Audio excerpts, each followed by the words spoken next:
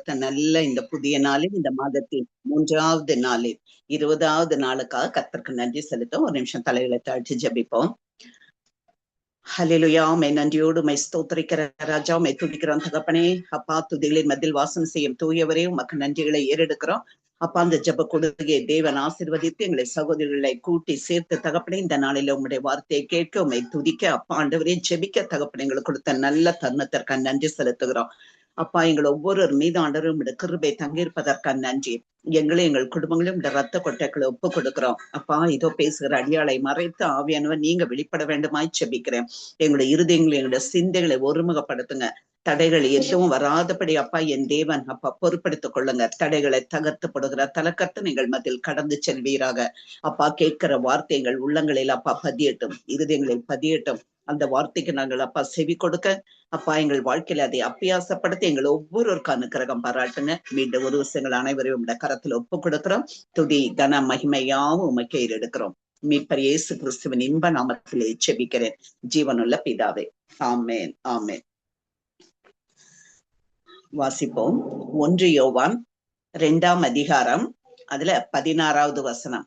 1 யோவான் 2:16. ஏனெனில் மாம்சத்தின் இச்சையும் கண்களின் இச்சையும் ஜீவனத்தின் பெருமையுமாகிய உலகத்தில் உள்ளவைகள் எல்லாம் பிதாவினால் உண்டானவைகள் அல்ல, அவைகள் உலகத்தினால் உண்டானவைகள். ஆண்டவர் சொல்றாரு ஏசாயால, உன் வழிகள் என் வழிகள் அல்ல, உன் நினைவுகள் என் நினைவுகள் அல்ல என்று சொல்கிற கர்த்தர் பாகினை. காலையில நம்ம மெசேஜ் எல்லாம் ஆல்ரெடி ப்ரிப்பேர் பண்ணி வச்சுட்டு இன்னைக்கு மார்னிங் ஆண்டவரே இன்னைக்கு வெள்ளிக்கிழமை இந்த குரூப்ல நான் இன்னைக்கு மெசேஜ் கொடுக்கணுமே, என்ன வார்த்தை கொடுக்க போறீங்க?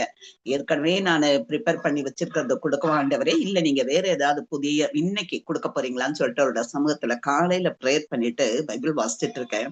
அப்ப இந்த வசனம் தான் எனக்கு ஆண்டவர் உணர்த்தினது. மாம்சத்தின் இச்சை, கண்களின் இச்சை, ஜீவனத்தின் பெருமை. ஏன்னா நம்ம வாழ்கிற நாட்கள் கடைசி நாட்கள்ல வாழ்ந்துட்டு இருக்கோம். அப்ப நம்ம ஆவியில தொடங்கி மாம்சத்துல முடித்து விடாதபடி நம்ம எப்படி இருக்கணும்னா, ஒவ்வொரு நாளும் நம்ம எச்சரிக்கையா இருக்க வேண்டும்.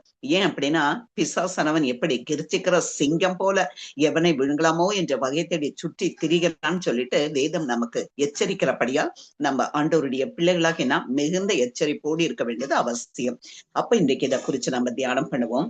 மாம்சத்தின் இச்சை, கண்களின் இச்சை, ஜீவனத்தின் பெருமை. அப்ப இந்த மூன்றை குறித்து நம்ம இன்னைக்கு தியானம் பண்ண போறோம். ரோமர் எழுதின நிருபம் 13ஆம் அதிகாரம், அதுல 13, 14 வாசிப்போம். ரோமர்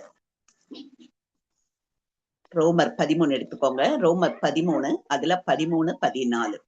களியாட்டும் பேசித்தனமும் காம விகாரமும் வாக்குவாதமும் பொறாமையும் உள்ளவர்களாய் நடவாமல் பகலிலே நடக்கிறவர்கள் போல சீராய் நடக்க கடவோம். துர் இச்சைகளுக்கு இடமாக உடலை பேணாமல் இருந்து கர்த்தராகிய இயேசு கிறிஸ்துவை தரித்துக் கொள்ளுங்கள். ஆமென். துரிச்சைகளுக்கு இடமாக இந்த உடலை பேணாமல் இருந்து கர்த்தராகிய இயேசு கிறிஸ்துவை தரித்துக் கொள்ளுங்கள் அப்படின்னு சொல்லிட்டு பவுல் அப்போஸ்தலன் ரோமாபுரியில் உள்ள பரிசுத்தவான்களுக்கு எழுதுகிறதை நம்ம பார்க்கிறோம். அப்ப இந்த கடைசி நாட்கள்ல களியாட்டுகள், ஏன் அப்படின்னா கள்ள தீர்க்க தரிசனங்கள், கள்ள போதகங்கள் எல்லாம் பரவி கிடக்குது. இப்ப எங்க பார்த்தாலும் பாருங்க, ஹைப்பர் கிரேஸ் அப்படின்ற ஒரு நம்ம செய்தியை கேட்கலாம். என்ன தப்பு வேணா செஞ்சுக்கலாம். ஏன்னா ஆண்டவர் மன்னிக்கிறதற்கு அவர் தயை பெருத்தவர், இரக்கமுள்ள தேவன், நம்முடைய தேவன். அதனால என்ன பாவம் வேணா செஞ்சுக்கலாம். கடைசியா ஆண்டவரே என்ன மன்னிச்சிருக்கான்னு சொன்னா போதும் சொல்லிட்டு அப்படியெல்லாம் நம்ம செய்திகளை கேட்க நேரிடுகிறது. ஆனா ஆண்டவருடைய பிள்ளைகள் நம்ம எல்லாவற்றையும் வேத வசனங்களோடு ஒப்பிட்டு நாம் பார்த்து நாம் மிக அதிக கவனமாக வாழ வேண்டும் அப்படின்னு சொல்லிட்டு ஆண்டவர் நமக்கு எச்சரிக்கிறதை நம்ம பார்க்கிறோம். அதே ரோமர் 14, அதுல 17 பாருங்க. தேவனுடைய ராஜ்யம் புசிப்பும் குடிப்பும் அல்ல, அது நீதியும் சமாதானமும் பரிசுத்த ஆவியினால் உண்டாகும் சந்தோஷமாய் இருக்கிறது. தேவனுடைய ராஜ்யம் ஏதோ நம்ம வாழ்ந்துட்டோம், பிறந்துட்டோம், வாழ்ந்தோம், நம்ம எப்படியோ நம்ம இருந்தோம், நம்ம செத்தோம் அப்படின்னு சொல்றது நம்ம ஆண்டவருடைய பிள்ளைகளுடைய வாழ்க்கை அப்படி அல்ல. தேவனுடைய ராஜ்யம் புசிப்பும் குடிப்பும் அல்ல, அது நீதியும் சமாதானமும் பரிசுத்த ஆவியினால் உண்டாகும் சந்தோஷமா இருக்கிறதுன்னு சொல்லிட்டு வேதம் நமக்கு சொல்கிறது. நம்ம கேட்போம். ரோமர் 8ஆம் அதிகாரம், அதுல 1, 2, 4 வாசிப்போம். ரோமர் 8, அதுல 1, 2, 4, 6 முடிஞ்ச வாசிங்க சிஸ்டர், இல்ல நானே வாசிக்கிறேன். கிறிஸ்து இயேசுக்கு உட்பட்டவர்களா இருந்து மாம்சத்தின்படி நடவாமல் ஆவியின்படியே நடக்கிறவர்களுக்கு ஆக்கினை தீர்ப்பு இல்லை. ஆமென். கிறிஸ்து இயேசுவினாலே ஜீவனுடைய ஆவியின் பிரமாணம் என்னை பாவ மரணம் என்பவைகளின் பிரமாணத்தினின்று விடுதலை ஆக்கிற்றே. அது எப்படி எனில் சிஸ்டர் ஒரே நிமிஷம். அப்போ கிறிஸ்து இயேசுக்குட்பட்டவர்களாயிருந்து மாம்சத்தின்படி நடாமல் ஆவியின்படியே நடக்கிறவர்களுக்கு ஆக்கினை தீர்ப்பில்லை. அப்போ கிறிஸ்து இயேசுவினாலே ஜீவனுடைய ஆவியின் பிரமாணம் என்னை பாவம் மரணம் என்பவர்களின் பிரமாணத்தினின்று விடுதலை ஆக்கிற்றே.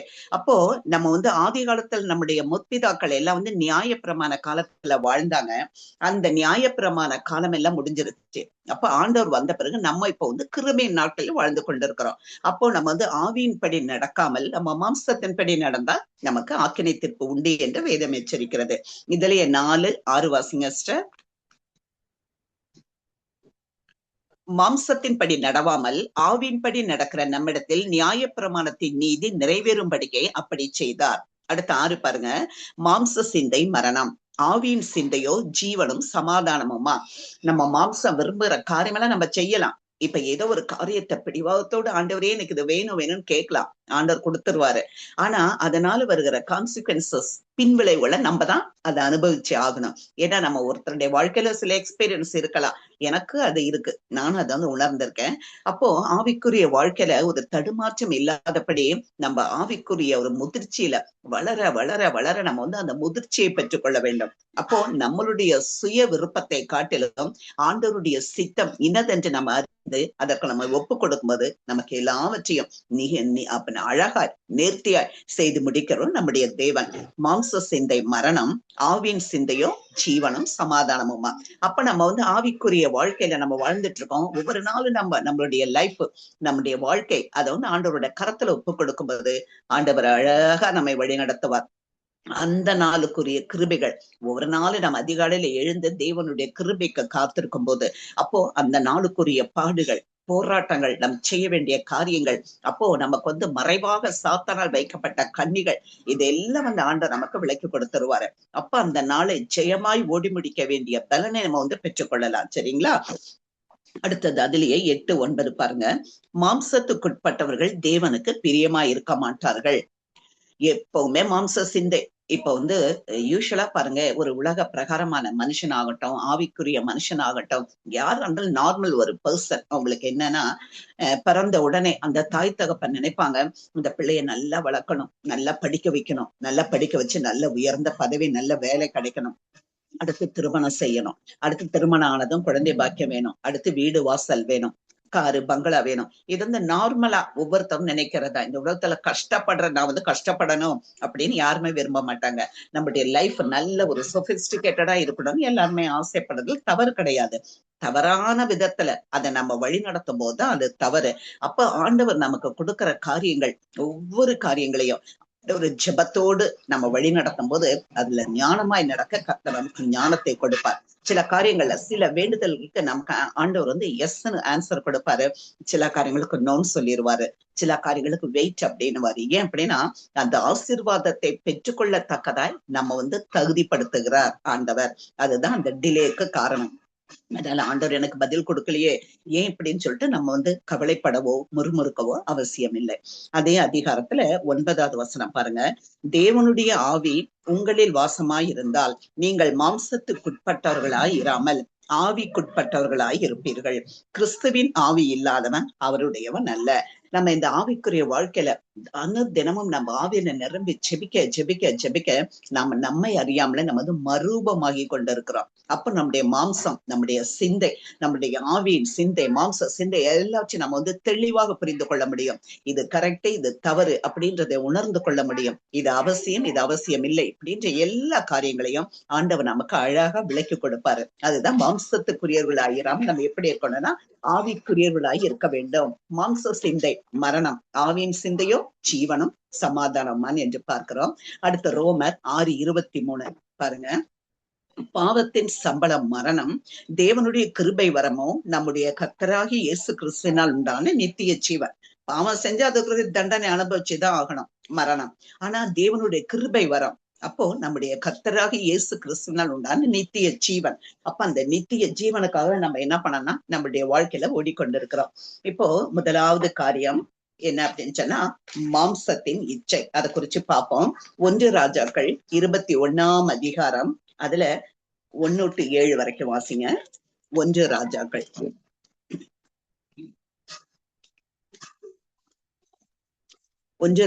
21ஆம் அதிகாரம், அதுல 1 முதல் 7 வரைக்கும் பாருங்க.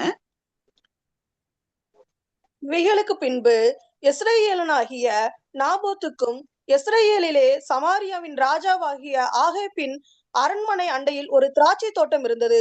ஆகாப் நாபோத்தோட பேசி, உன் திராட்சை தோட்டம் என் வீட்டுக்கு அடுத்திருக்கிறபடியால் அதை கீரை கொள்ளையாக்கும்படி எனக்கு கொடு.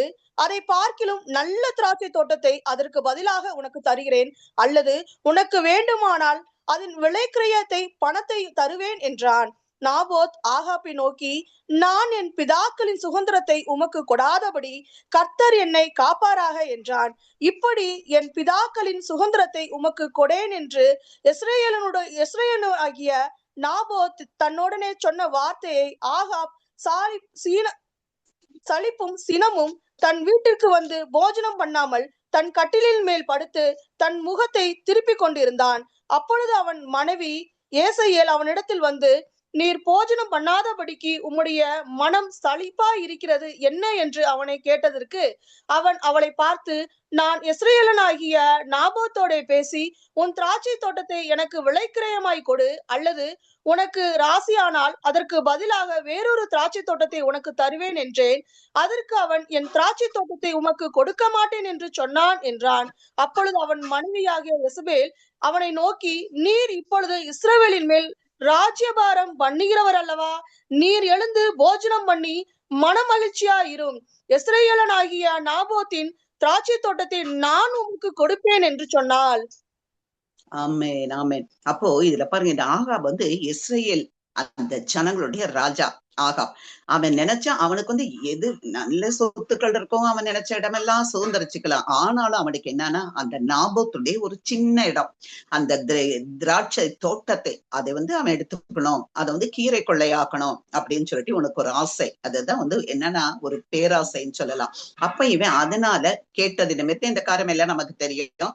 அப்ப நாபோத் வந்து, என்னுடைய பிதாக்களின் சுதந்திரத்தை நான் கொடுக்காதபடி தேவன் என்னை பாதுகாத்துக் கொள்வாராக அப்படின்னு சொல்றான். இவன் சரி போனா போது, இவன் ராஜாவாச்சே, இவன் நினைச்சா இவனுக்கு எவ்வளவு சொத்து சுகம் எல்லாமே இருக்கும். ஆனாலும் அவனுக்கு என்னன்னா சலிப்பும் சினமும் ஆகி அவன் என்ன பண்றான், வீட்டுக்கு போய் சாப்பிடாம படுத்துக்கிறான். உடனே மனைவி கேட்கிறா, ஏன் இப்படி படுத்திருக்கீங்கன்னு போது இந்த மாதிரி நான் நடந்ததெல்லாம் சொல்றான். சொல்லும்போது அவனுடைய மனைவி என்ன பண்ணிருக்கணும், அவனுக்கு அட்வைஸ் பண்ணிருக்கணும். அது ஒரு சின்ன தோட்டம் தானே, அதை விட்டு செல்லுங்க, நமக்கு அதை விட நல்ல இடம் கொடுப்பாங்கன்னு. ஆனா அவ பாருங்க, நான் உனக்கு கொடுக்குறேன்னு சொல்லிட்டு கடைசியில என்ன பண்றான்னு சொல்லிட்டு பார்ப்போம். அதே 21ஆம் அதிகாரம் 13 to 16 பார்ப்போம். அப்பொழுது பேலியாளின் மக்களாகிய 2 பேர் வந்து அவனுக்கு எதிராக உட்கார்ந்து, நாபோத் தேவனையும் ராஜாவையும் தூசித்தான் என்று ஜனங்களுக்கு முன்பாக அவன் மேல் சாட்சி சொன்னார்கள்.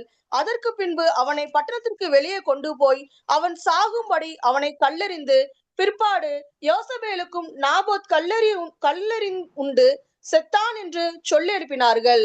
நாபோத் கல்லெறி உண்டு செத்ததை ஏசபேல் கேட்டபோது ஆகாப்பை நோக்கி, நீர் எழுந்திரும், ஏசபேலனாகிய நாபோத் உமக்கு விலைக்கிரயமாய் கொடுக்க மாட்டேன் என்று சொன்ன திராட்சை தோட்டத்தை சொந்தமாய் எடுத்துக்கொள்ளும். நாபோத் உயிரோடு இல்லை, அவன் செத்து போனான் என்றாள். நாபோத் செத்து போனதை ஆகாப் கேட்டபோது அவன் இஸ்ரவேலனாகிய நாபோத்தின் திராட்சை தோட்டத்தை சொந்தமாய் எடுத்துக்கொள்ளும்படி எழுந்து போனான். கர்த்தருடைய வார்த்தை தீசுபியனாகிய எலியாவுக்கு உண்டாயிற்று. போதும். அப்போ இந்த நடந்த கதையெல்லாம் தெரியும். உடனே அவ என்ன பண்ற, ஏசபேல் 2 பேலியாளின் மக்களை எல்லாம் நிறுத்தி, சாட்சிக்கு நிறுத்தி, அவங்க வந்து ராஜாவையும் தேவனையும் தூஷித்தான் அப்படின்னு சொல்லிட்டு என்ன பண்றாங்க, இந்த நாபோத் மேல இப்படி பழிய சுமத்தி அவனை கொன்னுட்டா, கல்லறிந்து கொன்னுட்டு இப்ப வந்து ஆகாப் கிட்ட புருஷன் சொல்றா, அவன் நீ வந்து விலைக்கிரயமா நீ கொடுத்து வாங்குறேன்னு சொன்னதை அவன் ஒத்துக்கல, இன்னைக்கு அது உனக்கு ஃப்ரீயாவே கிடைக்குது, எடுத்துக்கோ அப்படின்னு சொல்லிட்டு சொல்றான். அப்ப இது என்ன ஒரு துணிகரம் பாத்தீங்களா? அப்போ அந்த ராஜா என்ன பண்றான், ஐயோ நீ செய்து தவறுன்னு சொல்லிட்டு மனைவியை கண்டிக்க அவன் தவறிடுறான். அப்போ கர்த்தருடைய வார்த்தை உடனே எலியா திஸ்பியனாகி எலியாவுக்கு உண்டாயிற்று. அவர் என்ன நடந்துச்சுன்னு பார்ப்போம். அது 21 அதிகாரம், அதுல 21 பாருங்க. நான் உன்மேல் பொல்லாப்பு வர பண்ணி உன் சந்ததியை அழித்து போட்டு ஆகாபுக்கு சுவரில் நீர்விடும் ஒரு நாயாகிலும் இராத படிக்கு இஸ்ரவேலில் அடைப்பட்டவனையும் விடுபட்டவனையும் சங்கரித்து. அப்போ ஆண்டவருடைய வார்த்தை வருது, நீ இப்படி எடுத்துக்கிட்டியா? அப்ப இவன் செய்த பாவத்தை நிமித்தம் அந்த சந்ததி மேல ஒரு பாவ பழி வருது, ஒரு சாபம் வருவதை நம்ம பார்க்கிறோம். அப்போ நம்ம ஆண்டவருடைய பிள்ளைகளாக நம்ம ரொம்ப கவனமாக இருக்க வேண்டும். நம்முடைய சந்ததிக்கு ஆசீர்வாதத்தை கொடுக்காதபடி சாபத்தை கொடுக்கிறவர்களாக இருக்கக்கூடாது. நம்முடைய நடவடிக்கைகள், நம்மளுடைய பிஹேவியர்ஸ், நம்மளுடைய எல்லா காரியங்களும் கவனமாக இருந்து நம்முடைய சந்ததிகளுக்கு ஆசீர்வாதத்தை கொடுக்கிறவர்களாக இருக்க வேண்டும் என வேதம் எச்சரிக்கிறதை நம்ம பார்க்கிறோம். அதிலே பாருங்க 23, ஏசபேலையும் குறித்து கர்த்தர், நாய்கள் ஏசபேலை இஸ்ரேலின் மதில் அருகே தின்னும். எவ்வளவு பெரிய தண்டனை வந்துருச்சு பாத்தீங்களா? அப்போ ஆண்டவருடைய பிள்ளைகளுக்கு விரோதமாய் எழும்பனா அவன் எப்படிப்பட்டு போவாங்க? ஒன்றுமில்லாமல் போவார்கள். அந்த சந்ததி ஒரு உருப்படாம போயிடும். அதுதான் ஆண்டவருடைய வார்த்தையில நம்ம சொல்ல போனோம்னா 25 பாருங்க, தன் மனைவியாகி ஏசபேல் தூண்டிவிட்டபடியே கர்த்தரின் பார்வைக்கு பொல்லாப்பானதை செய்ய தன்னை விற்று போட்ட ஆகாபை போல் ஒருவனும் இல்லை. மனைவியோட சொல்லு, அப்படியே மனைவி சொல்லே மந்திரம் சொல்லிட்டு கேட்டுடுமே என்ன பண்ணா? ஏசபேலுடைய வார்த்தைக்கு கீழ்ப்படிந்தது நிமித்தம் அந்த குடும்பத்தின் மீது சாபம் வந்ததை நம்ம பார்க்கிறோம். 22ஆம் அதிகாரம் அதுல 37, 38 வாசிங்க சிஸ்டர். 22ஆம் அதிகாரம் 37, 38. அப்படியே ராஜா இறந்த பின்பு சமாரியாவுக்கு கொண்டு வரப்பட்டான். ராஜாவை சமாரியாவில் அடக்கம் பண்ணினார்கள். அந்த ரதத்தையும் அவனுடைய கவசத்தையும் சமாரியாவின் குளத்திலே கழுவுகிற போது கர்த்தர் சொல்லியிருந்த வார்த்தையின்படியே நாய்கள் அவன் ரத்தத்தை நக்கினது. ஆமென். ஆமென். அப்ப ஆண்டவர் சொன்னதுதான். அது எத்தனை வருஷங்கள் ஆனாலும் அது நிறைவேறும். அப்போ ஆகாப் இறந்துட்டான். அந்த ரதத்துல அவனுடைய ரத்தம் வழிஞ்சு கிடக்குது. அதை கழுவும் போது நாய்கள் அதை நக்கிட்டு, அப்ப ஆண்டவருடைய தாசன் மூலம் கர்த்தர் உரைத்த வார்த்தை நிறைவேறிச்சுன்னு பார்க்கிறோம். அடுத்து 2 ராஜாக்கள் 9ஆம் அதிகாரம் அதுல 36, 37 பார்ப்போம். ஆகையால் அவர்கள் திரும்ப வந்து அவனுக்கு அறிவித்தார்கள். அப்பொழுது அவன், இது கர்த்தர் திஸ்பியனாகிய எலியா என்னும் தம்முடைய ஊழியக்காரனை கொண்டு சொன்ன வார்த்தை, இஸ்ரவேலின் நிலத்திலே நாய்கள் ஏசபேலின் மாமிசத்தை தின்னும் என்றும், இன்னது யோசபேல் என்று சொல்லக்கூடாதபடி ஏசபேலின் பிரேதம் இஸ்ரேலின் நிலத்திலே வயல்வெளியின் மேல் போடும் எருவை போல் ஆகும் என்று சொன்னாரே என்றான்.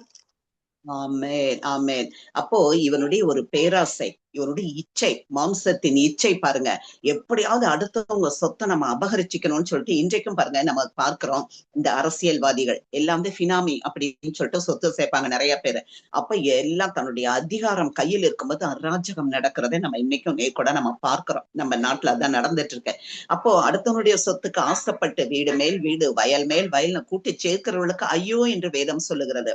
அப்போ ஆண்டவருடைய பிள்ளைகளுக்கு நம்ம ஞானமாய் நடக்க வேண்டும். கர்த்தருடைய வார்த்தைக்கு கீழ்ப்படிந்து நமக்கு போதும் என்ற மனதோடு கூடிய தேவ பக்தி மிகுந்த ஆதாயம் சொல்லிட்டு எங்க படிக்கிறோம்? 1 தீமோத்தேயு 6:6 வாசிக்கிறோம்.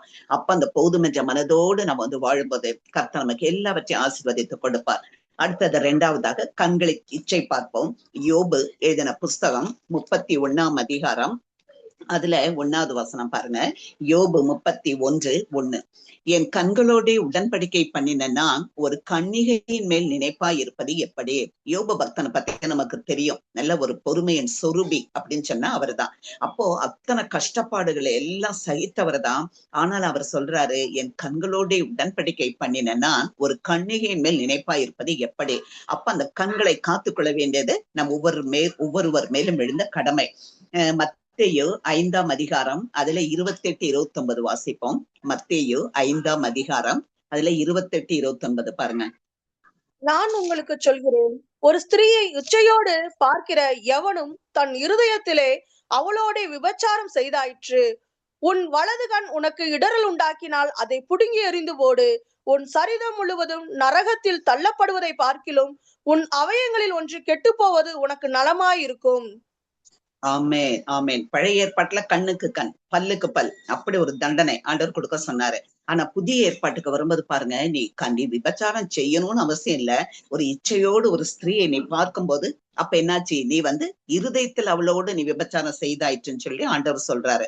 அப்போ உன் வலது கண் உனக்கு இடரல் உண்டாக்கலாம், இதை பிடுங்கி போடு. நீ இரட்டை கண்ணுடைய நரகத்தில் போய் வேகிறத பார்க்கலாம் ஒரு ஒற்றை கண்ணனாய் பரலோக ராஜ்யத்தில் பிரவேசிப்பதும் உனக்கு நலமா இருக்குன்னு சொல்லிட்டு ஆண்டவர் சொல்றாரு. அப்ப கண்ணை பிடிங்கி போட்டா உடனே அது பிடிங்கி போடுறது இல்ல. அப்ப நம்ம அந்த கண்களை காத்துக்கொள்ள வேண்டியது நம்ம விழுந்த கடமை. அப்ப கண்களின் இச்சைக்கு நம்ம என்ன செய்யணும், விலகி வாழ வேண்டும் என்று கர்த்தர் விரும்புகிறார். அதே மத்தேயு 6ஆம் அதிகாரம் அதுல 22, 23 பாருங்க. கண்ணானது சரீரத்தின் விளக்காய் இருக்கிறது. உன் கண் தெளிவாய் இருந்தால் உன் சரீரம் முழுவதும் வெளிச்சமாய் இருக்கும். உன் கண் கெட்டதா இருந்தால் உன் சரீரம் முழுவதும் இருளாய் இருக்கும். இப்படி உன்னிலுள்ள வெளிச்சம் இருளாய் இருந்தால் அவ்விருள் எவ்வளவு அதிகமாய் இருக்கும். அப்போ இந்த கண்கள் சரீரத்தின் விளக்கே கண்ணுதான். அப்ப அந்த கண்களை என்ன பண்ணணும், நாம் பாதுகாத்து கொள்ள வேண்டும் அப்படின்னு சொல்லிட்டு பார்க்கிறோம். அப்ப அந்த கண்களினால் கெட்டு போன ஒரு என்ன சொல்றது, ஆண்டவருடைய பிள்ளைகள் முற்காலத்துல அவன் பரிசுத்தனா இருந்தான், ஆண்டவருடைய தாசன். அவனுடைய முடிவு எப்படியானது உங்களுக்கே தெரியும். அதை வாசிப்போம். நியாயாதிபதிகள் 14ஆம் அதிகாரம் அதுல 1 முதல் 3 வரை. நியாயாதிபதிகள் 14, 1 முதல் 3. சிம்சோன் திம்னாத்துக்கு போய் திம்னாத்திலே பெலிஸ்தரின் குமார்த்திகளில் ஒரு பெண்ணை கண்டு திரும்ப தன் தாயையும் தகப்பனையும் நோக்கி, திம்னாத்திலே பெலிஸ்தரின் குமார்த்திகளில் ஒரு பெண்ணை கண்டேன், அவளை எனக்கு கொள்ள வேண்டும் என்றான். அப்பொழுது அவன் தாயும் அவன் தகப்பனும் அவனை நோக்கி, நீ போய் விருத்தசேதனம் இல்லாத பெலிஸ்தரிடத்தில் ஒரு பெண்ணை கொள்ள வேண்டியது என்ன? உன் சகோதரரின் குமார்த்திகளிலும் எங்கள் ஜனம் அனைத்திலும் பெண் இல்லையா என்றார்கள். சிம்சோன் தன் தகப்பனை நோக்கி, அவள் என் கண்ணுக்கு பிரியமானவள், அவளையே என கொள்ள வேண்டும் என்றான். எப்படி இவன் சிம்சன் யாரு? இவன் ஆண்டவருக்காக ஒரு நசரேயன். அப்போ அந்த நசரேயன் பரிசுத்தத்தை காத்துக்கொள்ள வேண்டியது எவ்வளவு மிகுந்த ஒரு அவசியம் இல்லைங்களா? அப்ப இவன் சொல்றான், அவள் அந்த பெலிஸ்தருடைய ஃபேமிலியில அங்க போய் என்னன்னா ஒரு பெண்ணை பார்த்துட்டு உடனே ஆசைப்படுறான். அப்போ என் கண்களுக்கு அவள் மிகவும் பிரியமானவள் அப்படின்னு சொல்லிட்டு இவன் என்ன பண்றான், கண்களின் நிச்சயில விழுந்து விடுகிறான். விழுந்தது நிமித்தம் அவனுக்கு என்னாச்சுன்னு பார்ப்போம். 16ஆம் அதிகாரம் அதுல 20, 21 பார்ப்போம். நியாயாதிபதிகள் 16ஆம் அதிகாரம் அதுல 20, 21 பாருங்க. அப்பொழுது அவள், சிம்சோனே, பெலிஸ்தர் உன்மேல் வந்து விட்டார்கள் என்றாள்.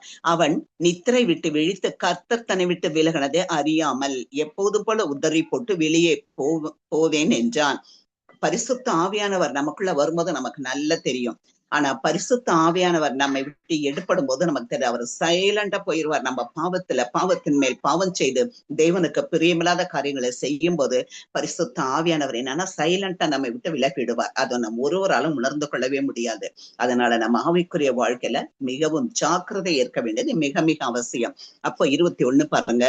பெலிஸ்தர் அவனை பிடித்து அவன் கண்களை பிடுங்கி அவனை காசாவுக்கு கொண்டு போய் அவனுக்கு 2 வெண்கல விலங்கு போட்டு சிறைச்சாலையில மாவரைத்து கொண்டிருக்க வைத்தார்கள். கண்களின் இச்சையில விழுந்தான், தன்னுடைய கண்களையே இழக்க வேண்டியதாச்சு. அது மாத்திரம் இல்ல, போய் சிறைச்சாலையில் என்ன பண்ணிட்டு இருக்கான், மாவரைத்து கொண்டிருக்க ஒரு அவல நிலைமை. இவன் யாரு? கர்த்தருக்காக வைராக்கியமாக இருக்க வேண்டிய ஒரு நசரேயன். அப்படிப்பட்ட நசரேயன் கண்களின் இச்சையில விழுந்துட்டு கடைசியில என்ன பண்ற, கண்களையும் இழந்து சிறைச்சாலையில போய் மாவரைத்து கொண்டிருக்கிற ஒரு அவல நிலைக்கு தள்ளப்பட்டதை நம்ம பார்க்கிறோம். அப்போ இதெல்லாம் வேதத்துல எதற்காக நமக்கு எழுதப்பட்டிருக்கிறது அப்படின்னா, நம்ம இந்த புதிய ஏற்பாட்டின் காலத்துல நம்ம எப்படி வாழ வேண்டும். அப்ப இதெல்லாம் நமக்கு ஒரு திருஷ்டாந்தங்களாக கொடுக்கப்பட்டிருக்கிறது. இதை வாசித்து நம்ம என்ன பண்ண, நம்முடைய இருதயத்துல ஏற்றுக்கொள்ள வேண்டும், நம்முடைய சந்ததிகளுக்கு சொல்லிக் கொடுக்க வேண்டும். பாவம் நிறைந்த உலகத்துல வாழ்ந்து கொண்டிருக்கிறோம். அப்ப பரிசுத்தத்தை காத்துக்கொள்ள நமக்கும் நம்முடைய சந்ததிகளுக்கும் இது என்ன ஒரு திருஷ்டாந்தமாக கொடுக்கப்பட்டிருக்கிறது. சரிங்களா? அடுத்தது நம்ம பார்ப்போம். 3வது 1 பேதுரு 5:5 பாருங்க. 1 பேதுரு 5:5 அதுல லாஸ்ட் 2 லைன் மட்டும் வாசிக்கிறேன். பெருமை உள்ளவர்களுக்கு தேவன் எதிர்த்து நிற்கிறார், தாழ்மை உள்ளவர்களுக்கோ கிருபை அளிக்கிறான்னு சொல்லிட்டு பார்க்கிறோம். இப்போ மாம்சத்தின் இச்சை பார்த்தாது, கண்களின் இச்சை பார்த்தாச்சு, அடுத்தது ஜீவனத்தின் பெருமை. அப்போ இப்போ சாதாரணமா பாருங்களேன், யாருக்குமே கஷ்டப்படவே பிடிக்காது. வாழ்க்கையில ஒரு நல்ல ஒரு நிலை, ஒரு கஷ்டம் இல்லாத நம்ம அன்றாடம் போஷிக்கப்பட்டா உடுத்தினா அது போதும். அன்றாட தேவைகள் சந்திக்கப்படும் போது அது போதும் என்று வாழ்கிறோடு மிக மிக மிக குறைவு. அப்போ சம்பாத்தியம் இருக்கும், நம்முடைய அன்றாட தேவைகள் போதுமானதா இருக்கும். ஆனால் என்ன, இன்னும் நம்ம பணம் சம்பாதிக்கணும், இன்னும் கொஞ்சம் ஸ்டேட்டஸ் உயரணும் அப்படின்னு சொல்லிட்டு பெரும்பாலான மக்கள் ஆசைப்பட்டுட்டு இருக்காங்க. அதிலே தவறான வழியில போயிட்டா அது தவறு. இல்ல நேர்மையாய் கர்த்தருக்கு பிரியமாய் தேவனுடைய சித்தத்தின்படி நம்முடைய வாழ்க்கையை நடத்தும் போது அது ஆசீர்வாதமாக முடியும்னு சொல்லி பார்க்கிறோம். அப்போ இதுல ஒரு மத்தேயு 19ஆம் அதிகாரம் அதை வாசிப்போம். மத்தேயு 19 16-24 வரைக்கும் வாசிப்போம். மத்தேயு 19. அப்பொழுது ஒருவன் அவரை நோக்கி, நல்ல போதகரே, நித்திய ஜீவனை அடைவதற்கு நான் எந்த நன்மையை செய்ய வேண்டும் என்று கேட்டான். அதற்கு அவர், நீ என்னை நல்லவன் என்று சொல்லானேன். தேவன் ஒருவர் தவிர நல்லவன் ஒருவனும் இல்லையே. நீ ஜீவனில் பிரவேசிக்க விரும்பினால் கற்பனைகளை கைக்கொள் என்றார். அவன் அவரை நோக்கி, எவைகளை என்று கேட்டான். அதற்கு இயேசு, கொலை செய்யாதிருப்பாயாக, விபச்சாரம் செய்யாதிருப்பாயாக, களவு செய்யாதிருப்பாயாக, பொய் சாட்சி சொல்லாதிருப்பாயாக, உன் தகப்பனையும் உன் தாயையும் கனம் பண்ணுவாயாக, உன்னிடத்தில் நீ அன்பு கூறுவது போல பிறனிடத்திலும் அன்பு கூறுவாயாக என்பவைகளே என்றார். அந்த வாலிபன் அவரை நோக்கி, இவைகளை எல்லாம் என் சிறு வயது முதல் கை கொண்டு இருக்கிறேன், இன்னும் என்னிடத்தில் குறை என்ன என்றான். அதற்கு இயேசு, நீ பூரண சற்குணரா இருக்க விரும்பினால் போய் உனக்கு உண்டானவைகளை விற்று கர்த்தருக்கு கொடு, அப்பொழுது பரலோகத்தில் உனக்கு பொக்கிஷம் உண்டாயிருக்கும் என்றும் பின்பு என்னை பின்பற்றி வா என்றார். அந்த வாலிபன் மிகுந்த ஆஸ்தி உள்ளவனாய் இருந்தபடியால் இந்த வார்த்தையை கேட்ட பொழுது துக்கமடைந்தவனாய் போய்விட்டான். அப்பொழுது இயேசு தம்முடைய சீஷர்களை நோக்கி, ஐஸ்வர்யவான் பரலோக ராஜ்யத்தில் பிரவேசிப்பது அரிதென்று மெய்யாகவே உங்களுக்கு சொல்கிறேன். மேலும் ஐஸ்வர்யவான் தேவனுடைய ராஜ்யத்தில் பிரவேசிப்பதை பார்க்கிலும் ஒட்டகமானது ஊசியின் காதில் நுழைவது எளிதாயிருக்கும் என்று உங்களுக்கு சொல்கிறேன் என்றார். அப்ப இந்த வாலிபன் பாருங்க, இவன் நல்லவன் தான். சின்னதுல இருந்து எல்லா நியாய பிரமாணங்கள், எல்லா கட்டளைகள், ஆண்டவருடைய கட்டளை எல்லாம் ஃபாலோ பண்றவனா இருக்கான். ஆனா என்னன்னா, அவன் மிகுந்த ஐஸ்வர்யமுடையவனா இருந்தான், ஒரு நல்ல ஒரு செல்வந்தனா இருந்தான். அப்ப ஆண்டவர்கிட்ட நான் இன்னும் நான் என்ன செய்யணும், நான் நல்லவனா இருக்க விரும்புகிறேன், இன்னும் உமக்கு பிரியமா இருக்கணும்னா என்ன பண்ணணும் என்பது, உனக்குள்ளதை நீ விற்று தரித்திரருக்கு கொடுன்னு சொல்றது. அவனுக்கு மிகுந்த செல்வம் இருந்தது, அவனுக்கு மனசு இல்ல, அதை விற்று தரித்திரருக்கு கொடுக்க அவனுக்கு விருப்பம் இல்லாதவனா அவனு திரும்பி போய்விட்டான். அப்பதான் ஆண்டவர் சொல்றாரு, ஐஸ்வர்யவான்கள் தேவனுடைய ராஜ்யத்தில் பிரவேசிக்கிறது எவ்வளவு அரிதா இருக்கிறது. ஒட்டகம் ஊசியின் காதிலே நுழையிறது ஈஸி, ஆனா ஐஸ்வர்யவான்கள் பரலோக ராஜ்யத்தில் பிரவேசிப்பது மிக கடினம் என்று சொன்னான்னு சொல்லி பார்க்கிறோம். அப்போ நம்ம ஐஸ்வர்யம் இருந்தாலும் நம்முடைய இருதயத்தை அதன் மீது நம்ம வைக்காதபடி நம்ம என்ன செய்யணும்னா, பொருளாசை உடையவர்களாய் இருக்கக்கூடாது. ஜீவனத்தின் பெருமை, அப்படியே அந்த ஹையர் ஸ்டேட்டஸ். இப்ப பாருங்க, கொஞ்சம் ரொம்ப பணக்காரங்களா இருப்பாங்கன்னு வச்சுக்கோங்க, அவங்க என்ன பண்ணுவாங்கன்னா, அவங்க ஸ்டேட்டஸ்க்கு தகுந்த மாதிரிதான் ஃப்ரெண்ட்ஷிப்பை வைப்பாங்க. கொஞ்சம் அவங்கள விட தாழ்ந்த நிலையில உள்ளவங்களோட ஃப்ரெண்ட்ஷிப் வைக்க மாட்டாங்க. அப்போ இப்படி இருக்கிறாங்க. ஈவன் நம்ம கிறிஸ்தவ உலகத்திலேயே அப்படி நிறைய பேர் இருக்கிறாங்க, நம்ம பாக்குறோம். அப்படி இல்லாதபடி நம்ம எல்லோரையும் ஒண்ணு போல நம்ம நேசிக்கிறவர்களாக இருக்க வேண்டும். அப்ப அதான் ஆண்டவர் சொல்றாரு, ஆலயத்துக்கு வரும்போது ஒருத்தன் மினுக்குள்ள வஸ்திரம் தரிச்சிட்டு வரான், அவனை பார்த்து நீ இந்த நல்ல இடத்துல உட்காருங்கன்னு சொல்றது. ஒரு தரித்திரனை வரும்போது நீ என் பாதப்படி அண்டையில உட்காருன்னு அப்படி சொல்லாதபடி நம்ம என்ன பண்ணணும், கவனமாக ஆண்டவருடைய வார்த்தைக்கு நம்ம கீழ்ப்படியணும். இன்னைக்கு பாருங்க, உலகத்துல பாக்குறோம், பெரிய பெரிய பணக்காரங்கள், ஆண்டவரை அறிந்த பிள்ளைகளும் சரி, அறியாத பிள்ளைகளும் இப்படி இருக்காங்க. ஒரு பிசினஸ்ல திடீர்னு ஒரு நஷ்டம் வந்துருச்சுன்னு வச்சுக்கோங்க, அப்ப அவர்களுக்கு என்னன்னா, ஐயோ நம்ம நல்லா ஹைஃபையா வாழ்ந்துட்டோமே, இனி எப்படி இந்த உலகத்தாருடைய முகத்தை நம்ம முழிக்கிறதுன்னு சொல்லிட்டு ஃபேமிலியா சூசைட் பண்ணிக்கிறத நம்ம பார்க்கிறோம், நிறைய ஃபேமிலிஸ். அப்போ இதுல கிறிஸ்தவர்கள் கூட அப்படி சில வேலையில இருப்பது அந்த நியூஸ் கேட்கும் போது ரொம்ப மனதிற்கு வேதனையாக இருக்கிறது. ஏன் அப்படின்னா, ஆண்டவருடைய வார்த்தையை அறிய முடியாதபடி அவருடைய மனக்கண்களை யாரு, இந்த அந்தகார லோகாதிபதி என்ன பண்ணிருக்கான், குருடாக்கி வைத்திருப்பதை நம்ம பார்க்கிறோம். அப்போ இந்த ஆவிக்குரிய வாழ்க்கையில ஆண்டவருடைய வார்த்தை என்ன சொல்லுது, நம்ம அனுதினமும் இரவும் பகலும் அதை தியானித்து தியானித்து நம்முடைய இருதய பலகைகளை எழுதி கொள்ளும் போது, அந்தந்த சிச்சுவேஷன் வரும்போது கர்த்தர் நம்ம என்ன வசனத்தை உபயோகப்படுத்தணும். ஆண்டவர் வசனத்தின் மூலம் பிசாசை ஜெயித்தார் இல்லையா? அப்போ அந்த பிசாசு வெட்கப்பட்டு ஓடி போனான். அப்போ இந்த வசனத்தின் ஞானத்தை, அந்த வசனத்தின் அர்த்தத்தை அப்ப நம்ம உணர்ந்து கொள்ள முடியாதபடி உள்ள தடைகள், நம்முடைய குருட்டாட்டத்தின் கண்கள் எல்லாம் என்ன செய்ய திறக்கப்பட வேண்டும் சொல்லிட்டு நம்ம அதிகமாக ஊக்கமாக ஜெபிக்க வேண்டும். எல்லா காரியத்திலும், சின்ன காரியமா இருந்தாலும் சரி, அந்த காரியத்துல தேவனுடைய சித்தத்துக்கு நம்ம ஒப்புக்கொடுக்கணும். இன்னும் ஒரே ஒரு இது மட்டும் வாசிப்போம். அப்போஸ்தலர் 12ஆம் அதிகாரம், அதுல 21-23 வரைக்கும் பாருங்க. அப்போஸ்தலர் 12, அதுல 21-23. குறித்த நாளிலே ஏரோது ராஜவஸ்திரம் தரித்து கொண்டு சிங்காசனத்தின் மேல் உட்கார்ந்து அவர்களுக்கு பிரசங்கம் பண்ணினார். அப்பொழுது ஜனங்கள் இது மனுஷ சத்தம் அல்ல, இது தேவ சத்தம் என்று ஆர்ப்பரித்தார்கள். அவன் தேவனுக்கு மகிமை செலுத்தாதபடினால் உடனே கர்த்தருடைய தூதன் அவனை அடித்தான். அவன் புழுத்து இறந்தான். அப்ப இந்த ஏரோது ராஜவஸ்திரம் தரிச்சுக்கிட்டு அவனை எல்லாம் ஐயோ தேவன் தேவன் சொல்லிட்டு அவனை என்ன பண்றாங்க, எல்லாம் புகழுகிறத நம்ம பார்க்கிறோம். அவன் அதுல பெருமையில மிதக்கிறான். தேவனுக்கு செலுத்த வேண்டிய கனத்தையும் மகிமையும் செலுத்தாதபடி இவன் என்ன பண்றான், அதை அங்கீகரித்து இவன் அதுல உல்லாசம் கொண்டது நிமித்தம் தேவதூதனை ஒரே அடியா அடிக்கும் போது இவன் புழுத்து இறந்தான் பார்க்கிறோம். அப்போ அந்த மாம்சத்தின் இச்சை, கண்களின் இச்சை, இந்த ஜீவனத்தின் பெருமை, இதையெல்லாம் விட்டு நம்மை காத்துக்கொள்ள வேண்டியது நம்ம விழுந்த கடமை. அப்போ கர்த்தர் இன்றைக்கு நமக்கு திருஷ்டாந்த அழகா இன்னும் பல காரியங்களை சொல்லலாம். ஐஸ்வர்யவான், லாசரு எப்படி வாழ்ந்தார்கள் என்பது நமக்கு தெரியும். அப்படி பல காரியங்கள் அதெல்லாம் நம்ம வாசித்து என்ன பண்ணா நம்மை திருத்திக் கொள்ள வேண்டும். நம்மளிடத்தில் உள்ள குறைகள் குற்றங்கள் எதுவா இருந்தாலும் அதை நம்ம திருத்திக் கொண்டு இன்னும் பரிசுத்தத்தை நோக்கி நம்ம முன்னேறி செல்ல வேண்டிய காலகட்டத்தில் நம்ம வாழ்ந்து கொண்டிருக்கிறோம். அப்ப நாமும் அத ஆண்டவர் யோசுவா சொல்லது போல நானும் என் வீட்டாருமோ என்றால் கர்த்தரையே சேவிப்போம் என்ற வாக்கு தத்தத்தின்படி நாம் வாழ்ந்து பரலோக ராஜ்யத்தை சுதந்தரித்துக் கொள்ள கர்த்தர் நமக்கு கிருபை செய்வாராக. ஆமே. தேவன் தாமே இந்த வார்த்தைகளை ஆசீர்வதிப்பாராக. ஆமே ஆமே.